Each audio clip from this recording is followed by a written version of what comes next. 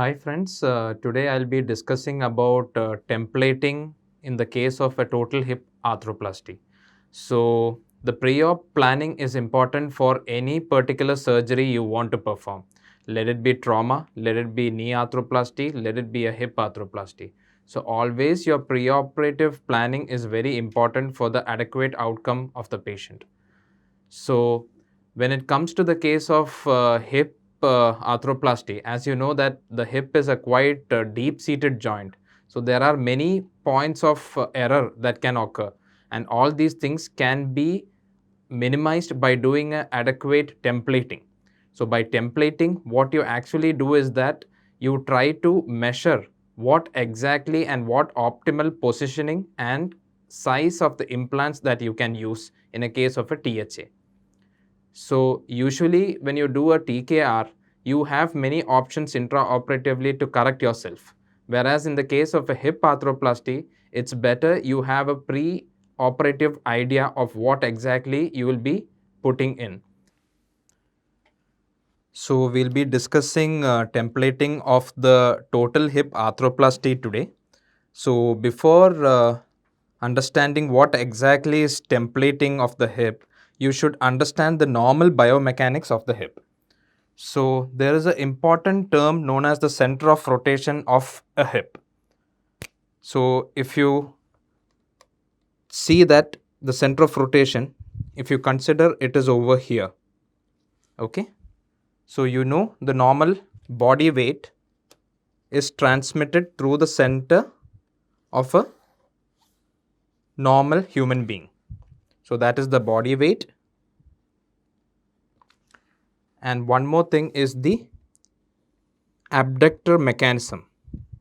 So it is the balance between the abductor mechanism and the body weight that helps the body to balance itself while walking, standing, or even running.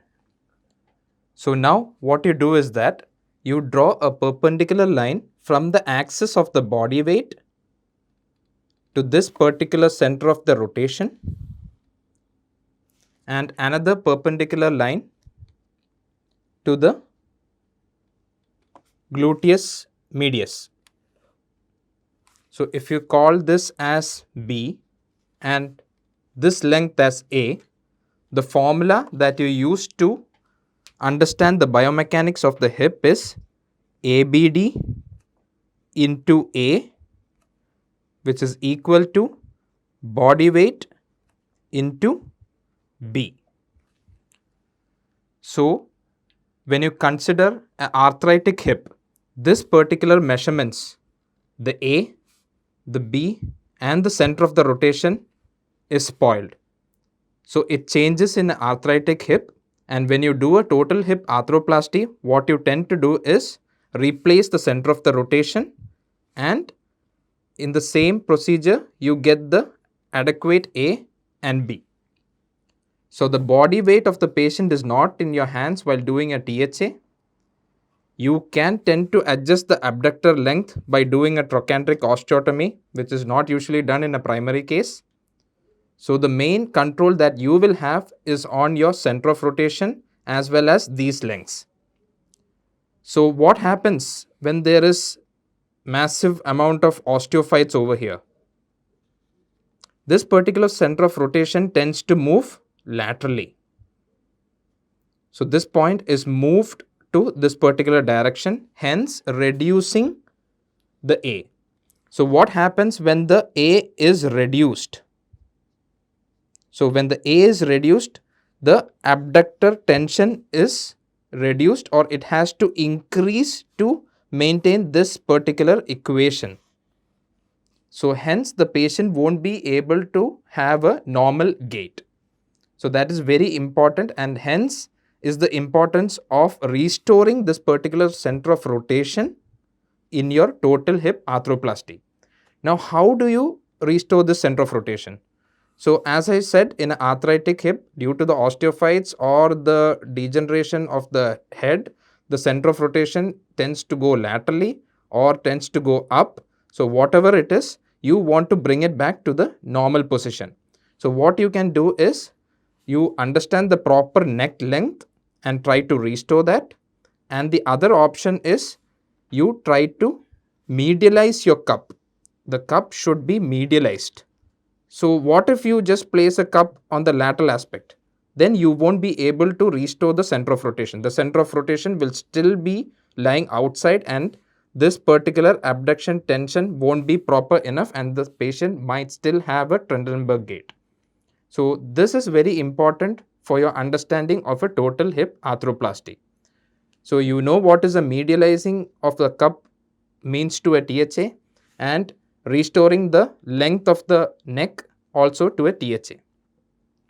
So now what I'll do is, when you have a templating, you should understand that a proper X-ray should be done to do a proper templating. So whatever company you are using, see what magnification that particular company requires. So I'll be using a 20% magnification.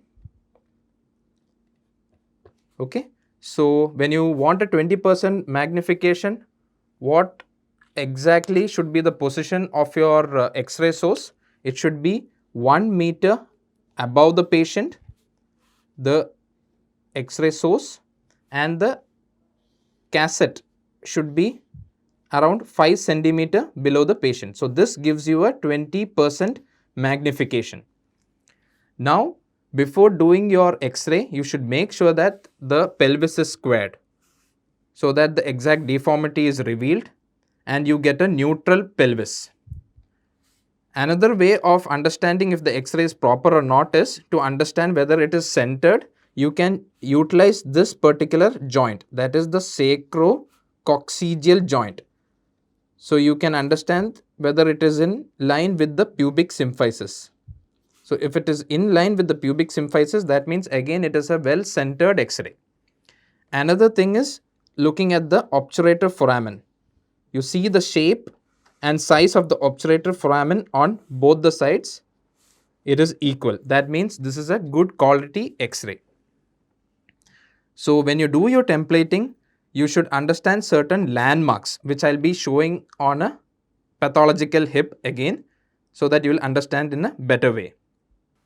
So now this is the X-ray of a pathological hip. The pathology is on the left side. You can see that there is gross destruction of the head. There is some changes in the acetabulum. There is a small osteophyte which is being formed. And we are lucky enough to have a normal side hip on the opposite side in this particular patient. So for my templating, I would use multiple color pens, a scale, and a protractor. And for the templating, we have a particular company's templating. They were asking for a 20% magnification. So I have taken the X-ray film in a 20% magnification. So this will be the acetabular side. And then I have all these different sizes of the femoral stem. So let us start our templating. So the initial thing of the templating would be you mark your normal landmarks. So the pelvis will act as a separate portion and the femur will be a separate portion. So what all can you see by marking? You can understand the difference in the limb length. You can understand the amount of supratrochanteric shortening. You can understand the level of the greater trochanter in respect with the center of rotation. So all these things you can identify on your X-ray. So I have understood that the X-ray is proper. Now I start marking my landmarks. So I'll do it on the pelvis first. So what all do you need? The ischial tuberosity is quite normal in most of the pathological hips as well. So I will take as the ischial tuberosity and the interischial tuberosity line as the mark. So I mark the ischial tuberosity on either side. I draw a straight line connecting both the ischial tuberosities.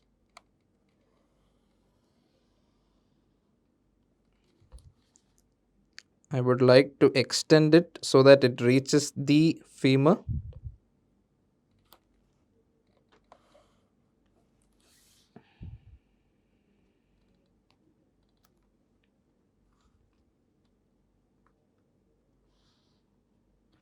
Okay.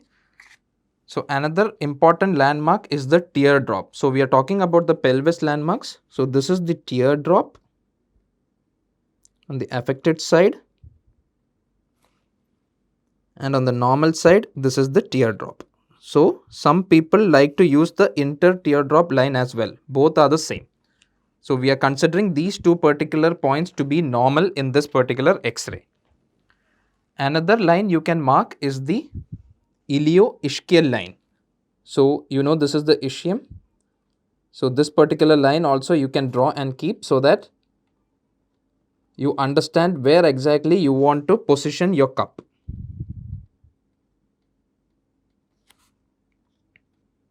So this particular line is also drawn. Now how is these 2 points important? So the cup when you place, you tend to place it inferior and lateral to the teardrop. So your cup lower end should be somewhere here, and the cup margin should not cross this particular line.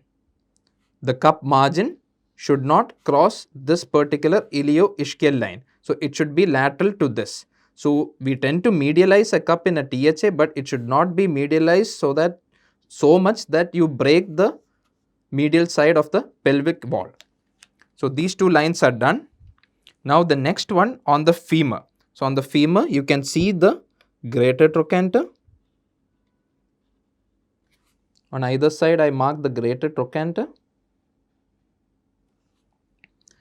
And there is an important point known as the saddle. So saddle is actually the junction between the superior border of the neck and the greater trochanter. So it will be somewhere over here. So it is like the base of the hill. So if you consider the GT as the hill, the base of the hill is the saddle. So you draw that saddle on either side. So it will be somewhere over here. The next important point you mark is the lesser trochanter.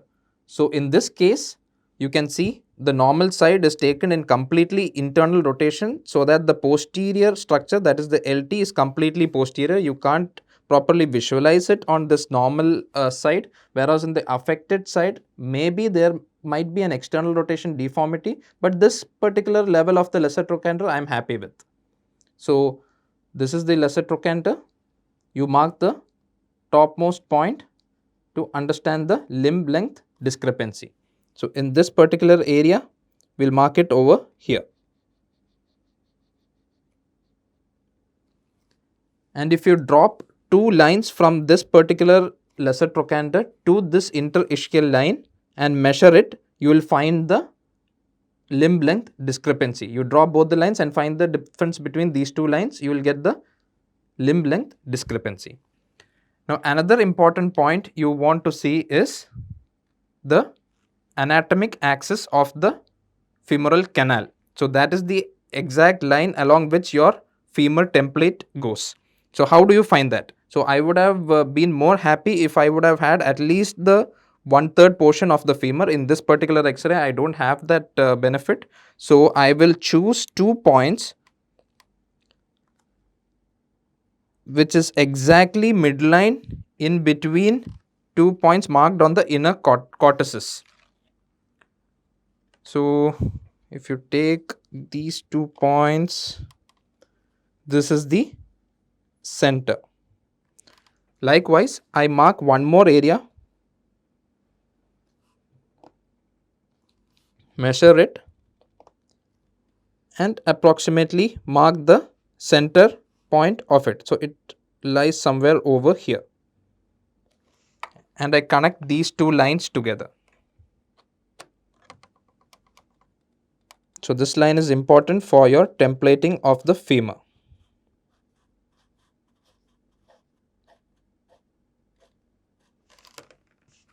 The same thing, I do it on the affected side also.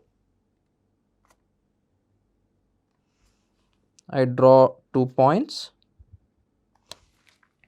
find the center point,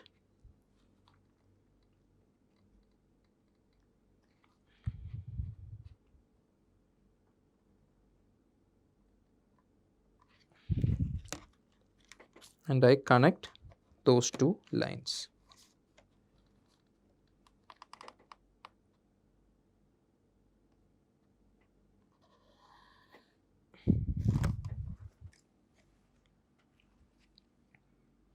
The next point is you want to decide on your neck cut. So the neck cut usually will be proximal to the LT around 5 mm. So you can approximately mark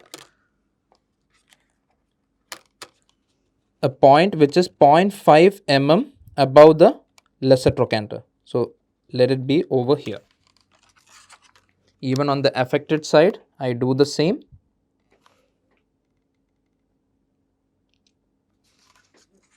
So that when you take your neck cut, you don't go through the GT or the LT.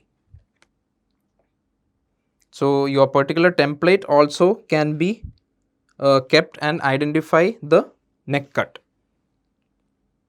So these are the markings you wanted to have on your femoral side and the pelvic side. So whenever you want to do a THA, the acetabular cup is kept in 40 to 45 degrees of inclination as well as some amount of anteversion. Okay. This particular templating is mainly for an uncemented stem, which I'll be showing. So in the uncemented stem, what is the issue is that you won't be able to control much of your anteversion because it will be a press fit. In the cemented stem, you have the opportunity of adjusting the femoral anteversion little bit because before the stem sets, that allows some amount of anteversion to be given by the surgeon. So here you should keep in mind that the anteversion of the acetabulum should be good enough so that the combined anteversion of the acetabular as well as the femoral component will be good enough to maintain a final combined anteversion. So that you should keep in mind. So that usually you don't get the opportunity to template on an X-ray. For that you might need a CT scan or so. So here I'll mark the inclination of the acetabulum. Now we already have two landmarks to keep our acetabular cup, that is the teardrop and the ilioischial line. Along with that, we mark the angle of inclination. So usually you keep your angle of inclination around 40 to 45 degrees. In this case, I would like to keep a 40-degree angulation. So you keep your protractor on the interischial line like this and then mark around 40 degrees. So this is 10, 20, 30, 40. So you mark that particular point on your protractor and on this particular interischial line and just mark it so that you can keep your cup parallel to this line of inclination. So it will be something like this.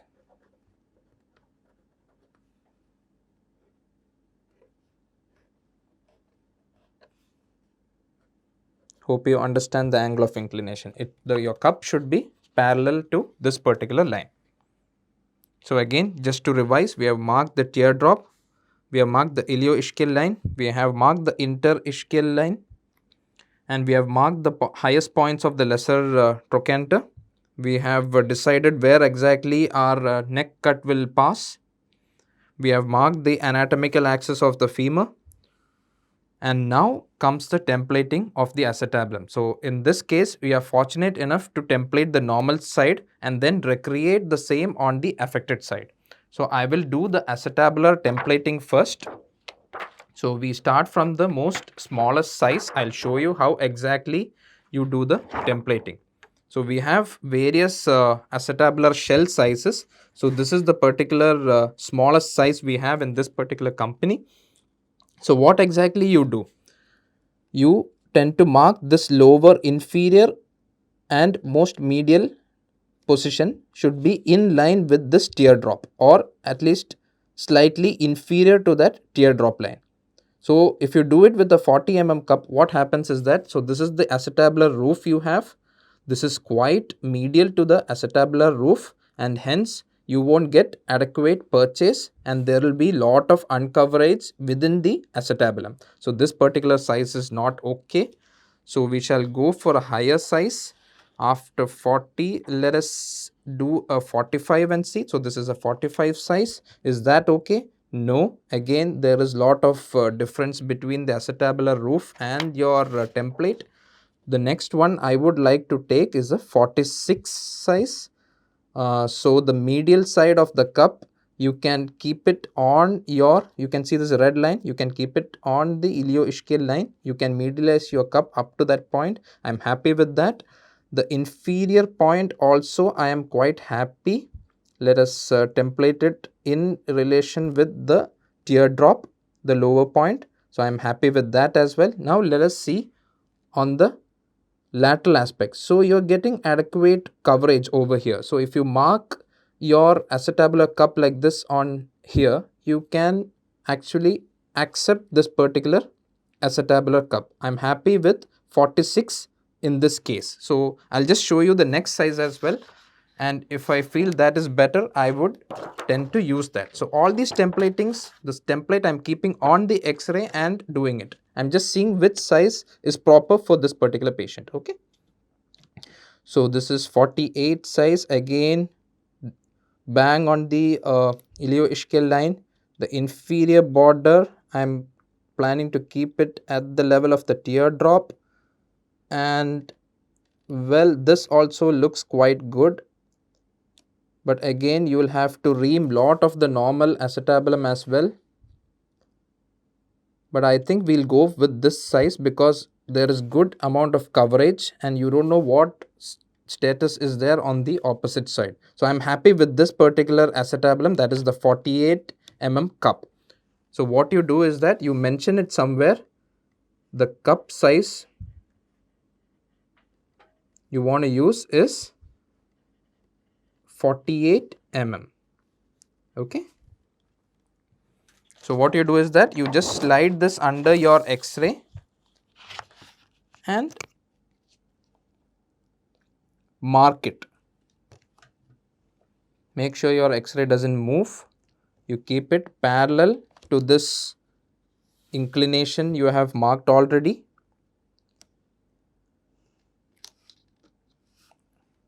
I'm happy with the lowermost point of the cup. So it is somewhere over here. I mark it over there. I mark the lateralmost point.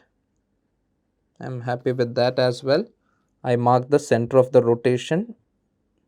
So here they have marked whichever head you are using. So this is a 0 head, this is a +2 and this is a +4. You can see it over here. So what you can do is you can mark all 3 points, and then once you keep your femur, you can decide accordingly on the opposite side. So the head size is something which you see intraoperatively as well. You put various heads and see how much fit you get and how much abductor tension you get. So all these options are there for the head. So all these 3 points I have marked. I'll just outline the acetabular cup over here for you.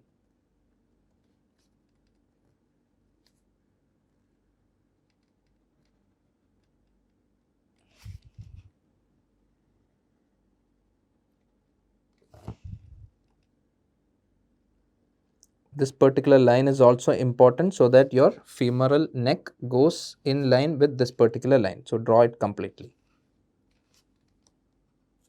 Okay, so I have marked the center of rotation, I have marked the inferomedial point, the superolateral point, and the amount of medialization I want. So we have decided on a 48 mm cup. So let us see how it looks.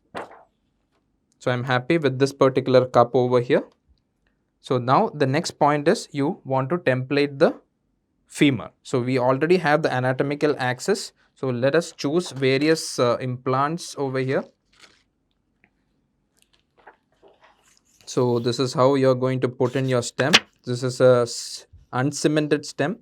So let this go in line with the anatomical axis. You go further, you insert.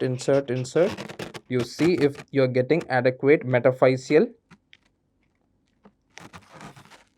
fit.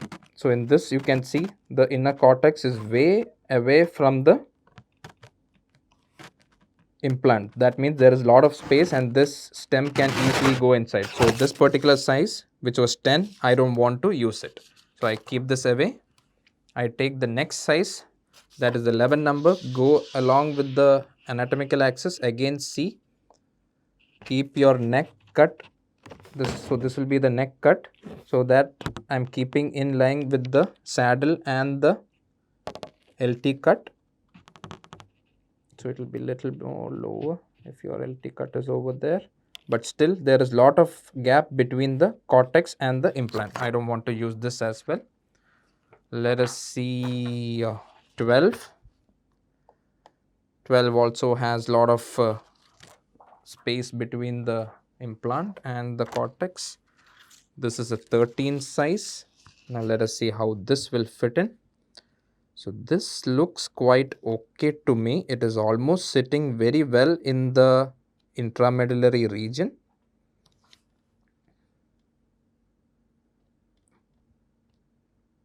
Okay, so it is not eating away too much of the inner cortex.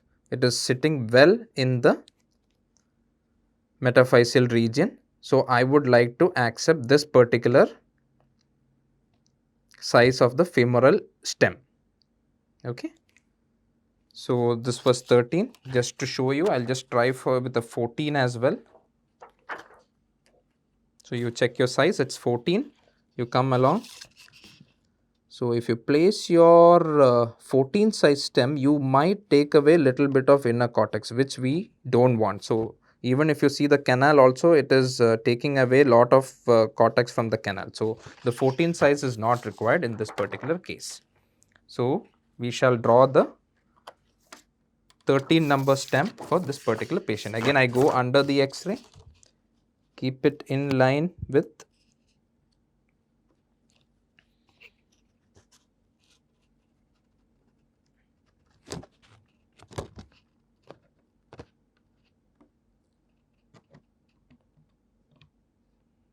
So let us see the neck cut if it's okay.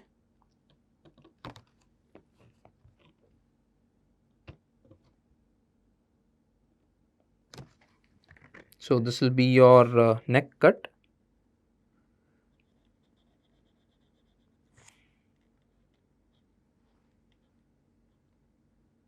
I think it should be fine. It is around 1 centimeter above the lesser trochanter. That is okay. So your lesser trochanter. So you should not take too much of neck cut. I mean, your neck cut should not be so much high. If you do that, what happens is that you won't be able to broach the lateral cortex well, and your stem can go into varus, which is not acceptable.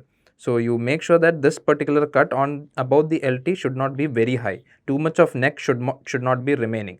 And this is also important because it is from here that the bone ingrowth starts. So these serrations that you can see is for the uncemented stem, and the bone growth happens into these serrations. So that is also important. So this amount of this will be around, this was 5 mm which we calculated. So this will be total of 1 centimeter. So that is acceptable.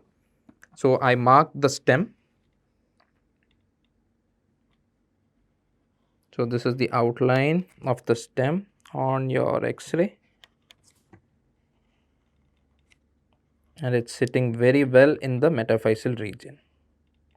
Okay, so your stem is marked, your acetabulum is marked. Now what you want to decide is, you see the center of rotation. So in this particular case, I think what you have to use is if you're planning to use a standard head size, you have to use a +5 length of your. So in this particular thing, you can coincide both the center of rotation at the +5 point, as you can see over here. So these were the 3 points we marked on the acetabulum, and now you have to mark it on the femoral neck. So the length would be +5. So you can use a neck length of +5 and a 0 head, as we had marked previously. So on the acetabulum, this was 0, this was 2, this was 4. So we can use a 0 size head with a +5 neck length size. So let us mark, so the acetabular cup, we had written it as 48 mm. Now the femoral stem would be a 13 size. the head size would be a 0 standard size, and then we have the neck length that we decided it to be +5. So these are the markings you have made, and the same thing you want to recreate on the other side. Now one more thing I forgot to say was the neck shaft angle. So in this case you can see two markings over here, one is the red one and one is the black one. The red one is a higher angle which is 135 degree, and this is 127 degree. So there is a difference. So in case if you want to increase your length, you can use a shorter angle so that you get additional. So if you use this particular thing, the center of rotation is here. If the other one, if you use, the center of rotation will be lower. So that will give you additional length, and you can attain more length if you use a more neck shaft angle implant. So that is also one more thing which I wanted to say. So in this we will be using this black line, that is the standard. So the neck shaft angle is the standard one. So now you know what all you want to put on the affected side. Now for the completion's sake, I will draw it on the affected side for you people so that you can understand. So let us start with the acetabular cup. So the first thing you want to do is that you mark your angle of inclination. So we already took a 40-degree inclination on the opposite side. So we'll just mark the angle of inclination on this particular side as well. So if this is 90 degree, 10, 20, 30, 40. So I'm happy with this. So this is the particular line, and you mark the center point from where you have measured. What you need to do is connect these two lines.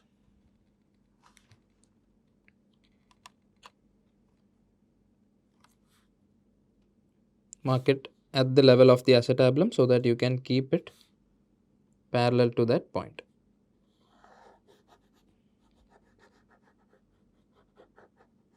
So this is the angle of inclination. So your acetabular cup will come parallel to this particular line. So while drawing, always slide in your template under the X-ray. I shall use another color for you people so that you can understand it in a better way. Again, you see the position of your cup. It should be in flush with your ilioischial line. The inferior medial border should be in line with your teardrop. This particular osteophyte, we had marked it earlier. This will be removed during your surgery, and there is good coverage of your acetabular cup. And this is your center of rotation over here. This will be your acetabular cup. Again, remember, it is a 48 mm. 48 cup. Center of rotation marked. Take in your 13 femoral stem. Slide it under your X-ray. Go along with the intramedullary canal. Slide it to almost 1 mm neck cut which you were planning to take.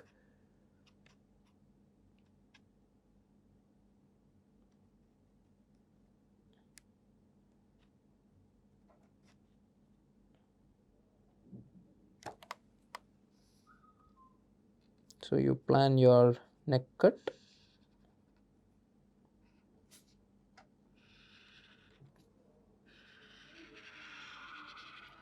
So that is your femoral stem, sitting well in the metaphyseal region and the cortex. There is no angulation, and we had planned for a +5 neck length.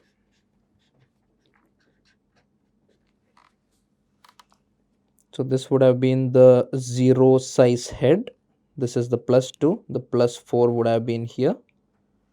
So we had planned for a +5 neck length. So your center of rotation should be here for the femoral stem.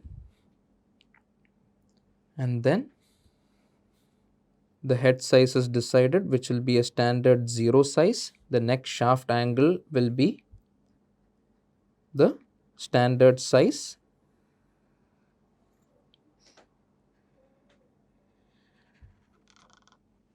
So now that completes your templating for the THR on the affected side. So now we shall see how much was the difference of the limb length. So I measure the distance from the lesser trochanter to this particular line. So that was my neck cut. This is my lesser trochanter higher border. So this is 1 centimeter. And on the other side, the distance is around 2.2 centimeters. So the difference was a 1.2 centimeter shortening.